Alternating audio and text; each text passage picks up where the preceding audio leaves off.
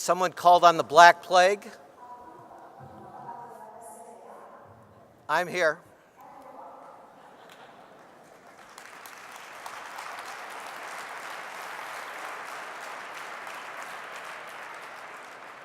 In this part 2, I'm going to talk about why we have recurrent intensifying crises, why we don't learn the right lessons from our past crises. And in it, we're going to discover something that, of course, you've been hearing. The dominant economists are truly terrible at one thing. They are terrible at economics. But occasionally they go beyond economics, and they are abysmal on ethics. And they are the leading opponents and dangers to democracy throughout the EU in particular, but in America as well. Economists tell us they want to be judged on their predictive ability. We welcome their admission because their record in prediction is pitiful. But of course, it is precisely the fact that they've been wrong about everything important for 3 decades that makes them unwilling to admit their error and ever more insistent on continuing their worst policy advice.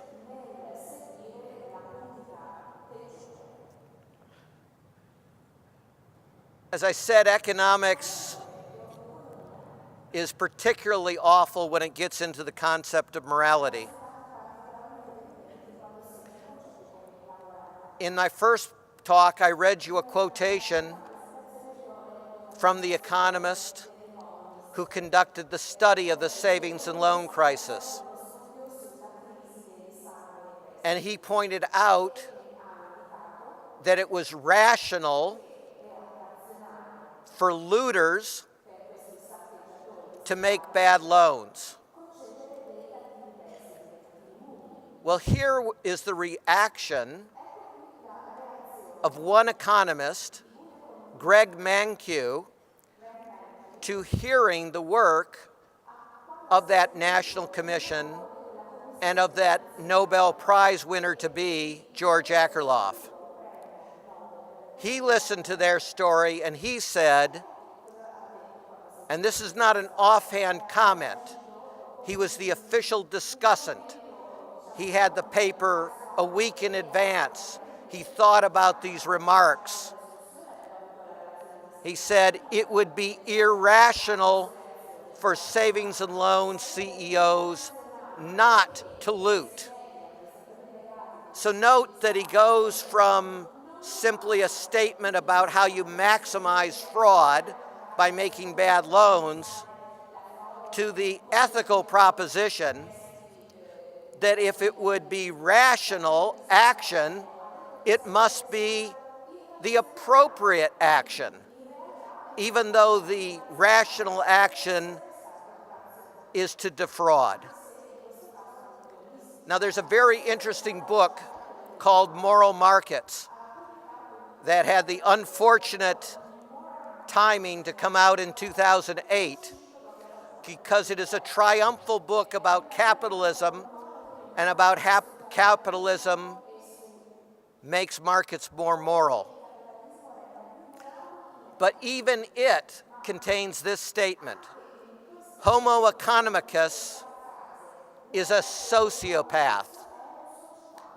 Homo economicus is what happens if people behave the way economists predict that they will behave.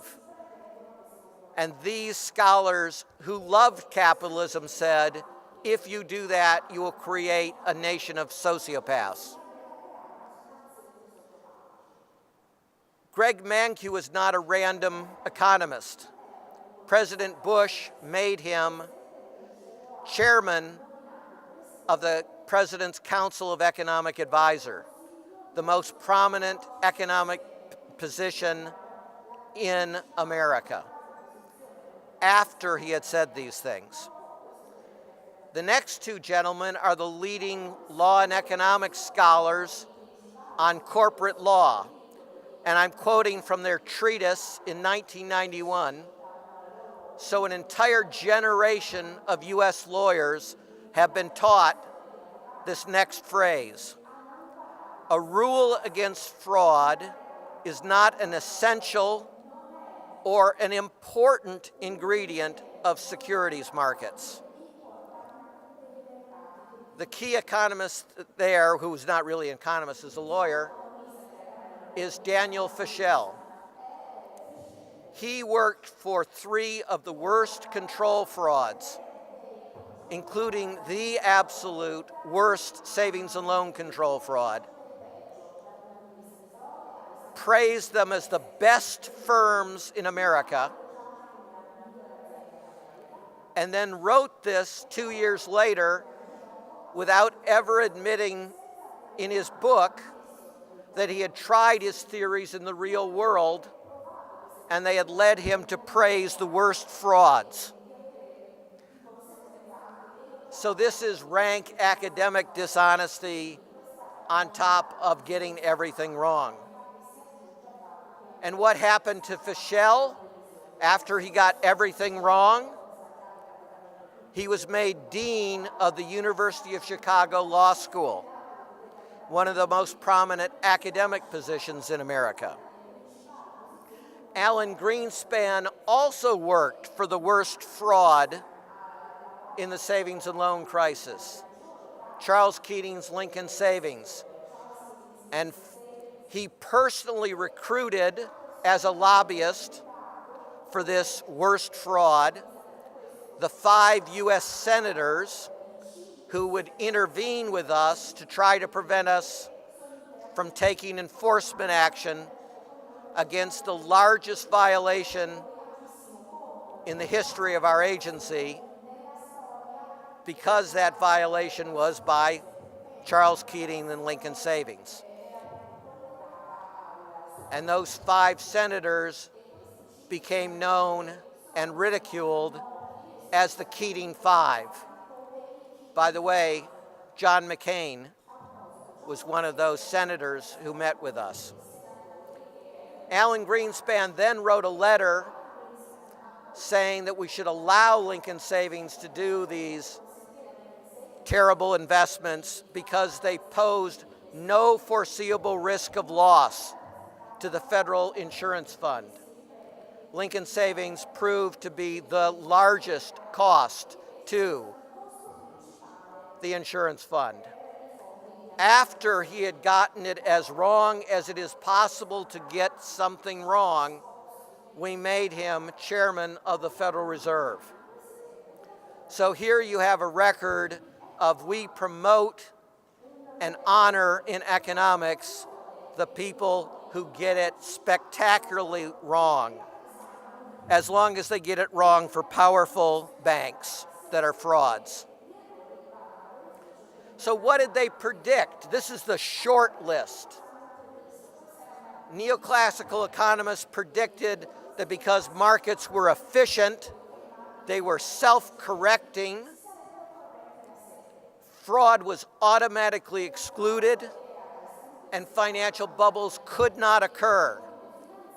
They assured us that because of bankers' interest in their reputations, and auditors and appraisers, that they would never commit a fraud and never assist a fraud. They predicted that massive financial derivatives would stabilize the economic system. They told us, even when the bubble had reached proportions larger than any in the history of the world, that there was no housing bubble in the United States, that there was no housing bubble in Ireland, that there was no housing bubble in Japan, that there was no housing bubble in Spain. They told us that if we paid CEOs massive amounts of money based on short-term performance that was fictional. It would align the interests of the CEO with the shareholders and the public and be the best possible thing. Every one of these predictions proved utterly false. Actually, every single one of these predictions had been falsified before The Economist ever said them. And they did not change. What did they do back in the day? They looked at Europe. This is Cato, named, of course, after a famous Roman, a very conservative anti-think tank in the United States. Cato, in 2007, as Iceland was collapsing in massive fraud, said these words: "Iceland's economic renaissance is an impressive story. Supply-side reforms," that means tax cuts, "along with policies such as privatization and deregulation, have yielded predictable results." Remember, we're making predictions. "Incomes are rising, unemployment is almost non-existent, and the government is collecting more revenue from a larger tax base." So they cut taxes, but overall tax revenue grows because the country is growing at a massive rate. Why? Because the big three banks in Iceland are all accounting control frauds. They are growing at an average rate of 50% every year. And by the time they collapse in 2008, they are 10 times the GDP of Iceland, and they suffer 60% losses on their assets. That was their prediction of proof, positive, that deregulation, low taxes, privatization produce economic booms. They said something very similar about Ireland in an article entitled, "It's Not Luck." Ireland boasts the fourth highest gross domestic product per capita in the world. In the mid-1980s, Ireland was a backwater with an average income level 30% below that of the European Union. Today, Irish incomes are 40% above the EU average. Was this dramatic change the luck of the Irish? Not at all. It resulted from a series of hard-headed decisions that shifted Ireland from big government stagnation to free market growth.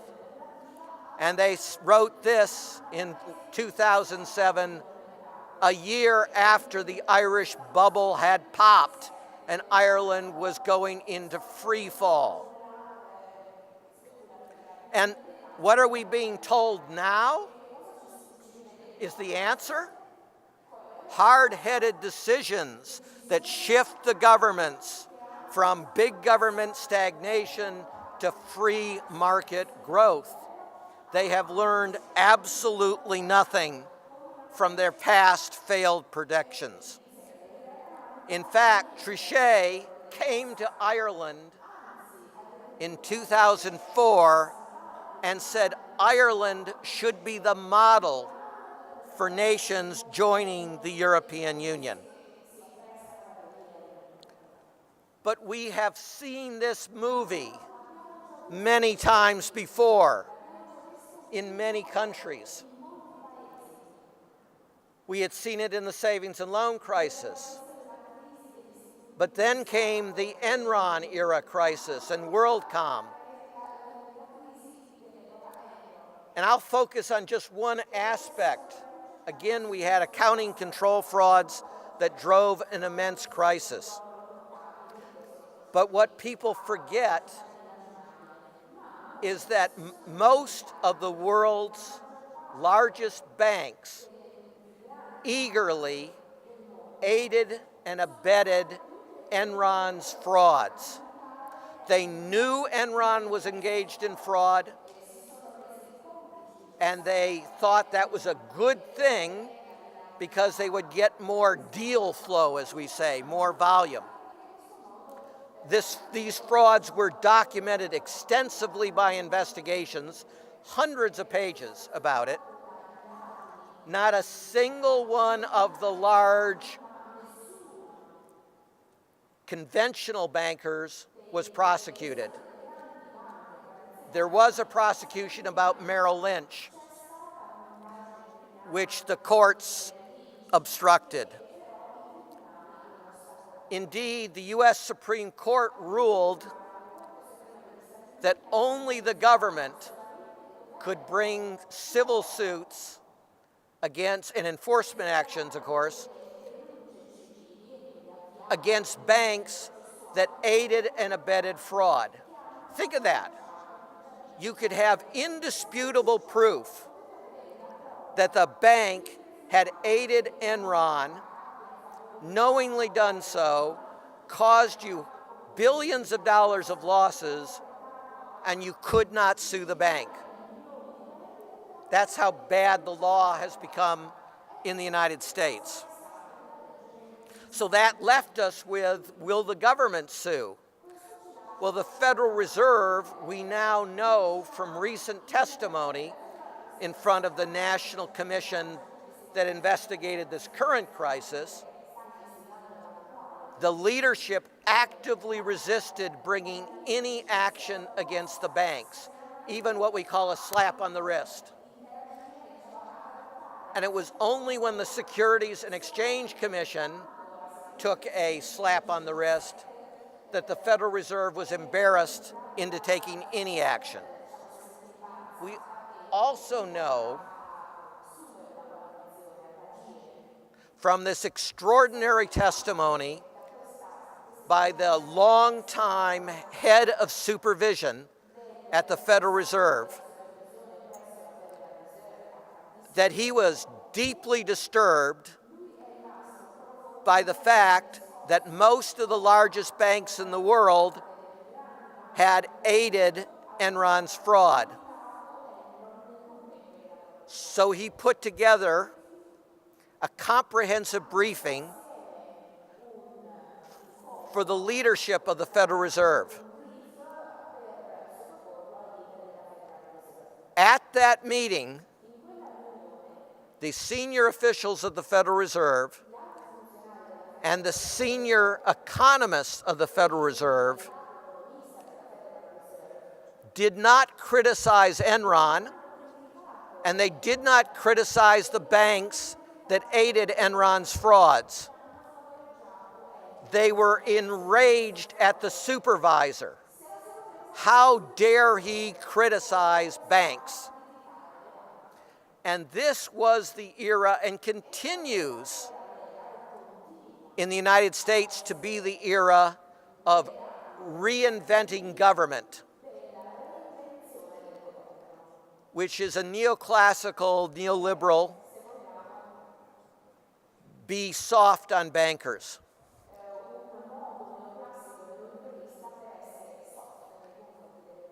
And I witnessed personally when our Washington staff came at a training conference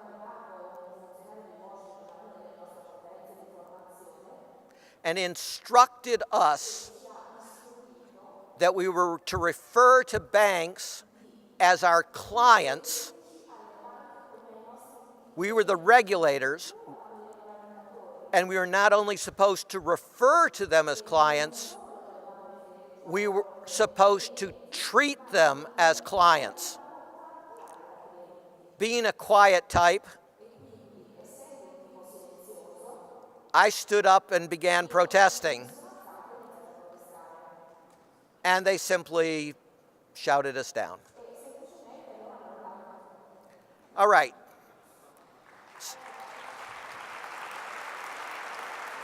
So This is occurring in 2001, 2002, 2003, 2004.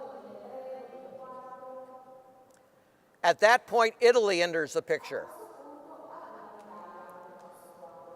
And Italy enters the picture because of Parmalat. And it enters the picture because, again, you have a massive accounting control fraud where the CEO is looting Parmalat and taking the money out of Italy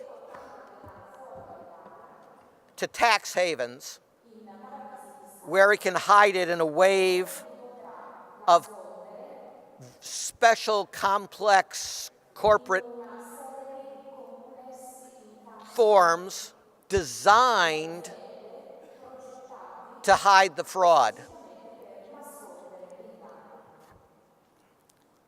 And what does the Federal Reserve say about all of this? Well, first, they brag about their enforcement action. Note that they won't name the large institutions. In these enforcement actions, certain large institutions were required to revise their risk management practices, where examiners found failures by these institutions to identify those transactions that presented heightened legal and reputational risk, particularly in cases where transactions were used to facilitate a customer's accounting or tax objective that resulted in misrepresenting the company's true financial condition to the public and regulators. So this is another passage that requires translation, not because it's in English, but because it's in gobbledygook. So what are they really saying? First, they're bragging about an enforcement action that they tried very hard not to bring and which was utterly useless. Second, note what their concern is. Their concern is, if I can roll this, yes, heightened legal and reputational risk. They're worried that when the bank aids Enron or Parmalat's frauds, they'll get caught. And then their reputation will suffer. They're not worried about Enron's shareholders. They're not worried about the 12,000 Enron employees who lose their jobs. They're not worried about Parma's economy. None of that matters. They don't even discuss it. And they're not worried about morality. Call me old school. But I thought when I was a regulator, if the banks I was regulating were engaged in fraud, first, my job was to stop it. Second, my job was to remove the CEO from office. Third, my job was to help prosecute him and put him in prison. And fourth, my job was to sue him so that he walked away with not a lira or a euro or a dollar. But all of that is gone.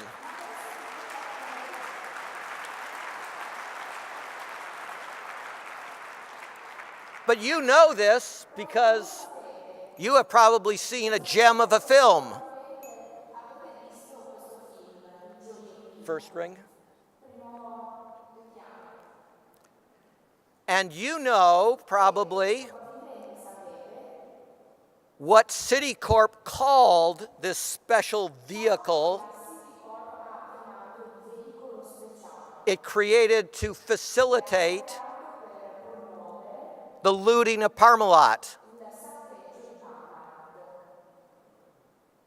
Somehow I think this means black hole. That's what they called it. And this is so wonderful. Citicorp eventually said it regretted one thing: calling it Bucanero. The only thing it was honest about is the only thing Citicorp regretted. What it did to Italy and Parma, not so much.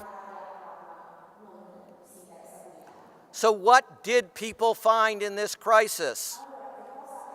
This is the National Commission report on our crisis. We conclude widespread failures in financial regulation and supervision proved devastating to the stability of the nation's financial markets. The sentries were not at their posts due to the widely accepted faith in the self-correcting nature of the markets and the ability of financial institutions to effectively police themselves. It specifically blames Greenspan and his deregulatory ideology that could have helped avoid a catastrophe. But those are words. Here's an image. The person, let's see if my cursor, yes, this man. He is Chainsaw Gilleran. That translates very well into Italian, I say. He was the head of the agency I used to work for. He is standing next to the three leading bank lobbyists in America and the guy who will be his successor. They are poised and posed over a pile of federal regulations. And if that's too subtle, they are tied up in red tape.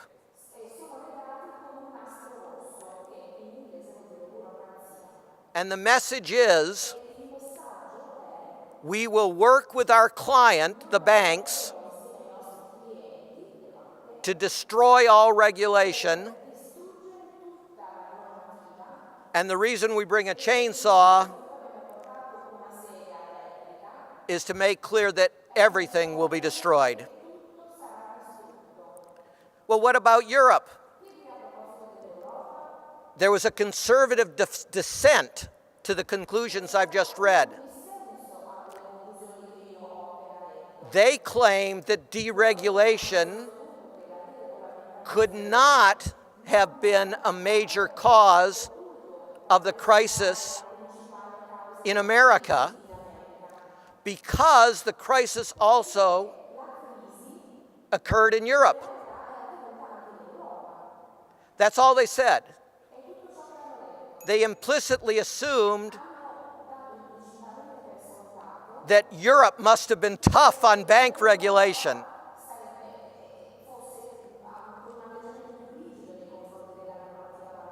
I will conclude with these words from the report on the Irish crisis. There were generic weaknesses in EU regulation and supervision. So the dissent has it exactly wrong. They're right. It's important to look at Europe. And the same causal mechanism, deregulation, desupervision, and this absurd executive compensation swept Europe and America. And the economists got what they wanted and predicted it would be wonderful. It produced a catastrophe.